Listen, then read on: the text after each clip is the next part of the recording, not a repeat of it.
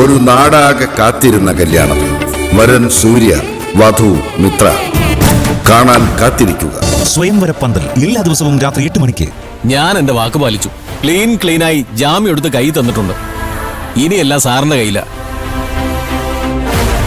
അറിയാലോ, ഓപ്പോസിഷനും കേസിന്റെ പൊസിഷനും വളരെ സ്ട്രോങ്ങാ. ജാമ്യ വ്യവസ്ഥയിൽ എവിടെയെങ്കിലും ഒരു ചെറിയ വ്യത്യാസം വന്നാ ഉത്തരം പറയേണ്ടത് ഞാനും കൂടിയാ. അതൊക്കെ ഞാൻ നോക്കിക്കോളാം, വക്കീൽ പേടിക്കണ്ട. ശരി, എനിക്ക് ആ ഉറപ്പ് കിട്ടിയാ മതി.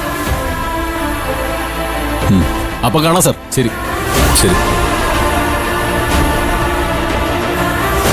പോ. ഞാൻ ഇല്ല. നീ എന്തിനാ ഇങ്ങനെ? ഞാൻ എത്ര കഷ്ടപ്പെട്ടിട്ടാണെന്നറിയാം ഈ ജാമ്യം സംഘടിപ്പിച്ചത്. അത് നിന്നെ ഓർത്തല്ല, നിന്നെ ഓർത്ത് വീട്ടിലിരുന്ന് കരയുന്ന നിന്റെ മുത്തശ്ശിയും പെങ്ങളെ ഓർത്തിട്ടാ. എടാ, എന്താ നിന്റെ പ്രശ്നം? അളിയ, പൂജയില്ലാതെ എനിക്ക് എങ്ങോട്ടും വരാൻ പറ്റില്ല. വീട്ടിൽ വന്ന മുത്തശ്ശി പോലും എന്നോട് ചോദിക്കും അവൾ എവിടെയെന്ന്. മുത്തശ്ശി ചോദിക്കാതിരുന്ന പോരെ? അത് ഞാൻ നോക്കിക്കോളാം. മുത്തശ്ശി മാത്രമല്ലല്ലോ, ഈ വിവരം അറിയുമ്പോ പൂജയുടെ വീട്ടുകാർ എന്നെ തിരക്കി വരത്തില്ലേ? അവരോട് ഞാൻ എന്ത് സമാധാനം പറയും? അവരോട് ഞാൻ പറഞ്ഞോളാം. എന്ത്? എത്രയും പെട്ടെന്ന് ഞാൻ അവളെ കണ്ടുപിടിച്ചോണ്ട് വരാന്ന്. അതിന് അവൾ എവിടെ ഉണ്ടെന്ന് അളിയനറിയാവോ?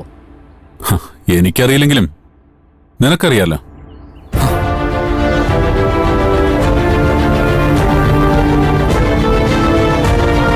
എടാ, നീ എന്റെ കൂടെ ഇല്ലേ?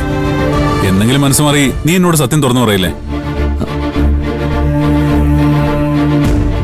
ആദി,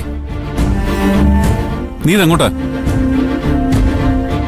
ഞാൻ പറഞ്ഞില്ലേ, തൽക്കാലം ഞാൻ വീട്ടിലോട്ടില്ല. അപ്പൊ നിനക്ക് നിന്റെ പെങ്ങളെ മുത്തശ്ശിയും കാണണ്ടേ? എടാ, അവരെക്കാളും വലുതാണോ നിനക്ക് ആ പെണ്ണ്? ഇവിടെ വലിപ്പ ചെറുപ്പമൊന്നും അല്ല വിഷയം. എന്നെ വിശ്വസിച്ച് എന്റെ കൂടെ ഇറങ്ങി വന്ന ഒരു പെണ്ണിനെ സംരക്ഷിക്കാൻ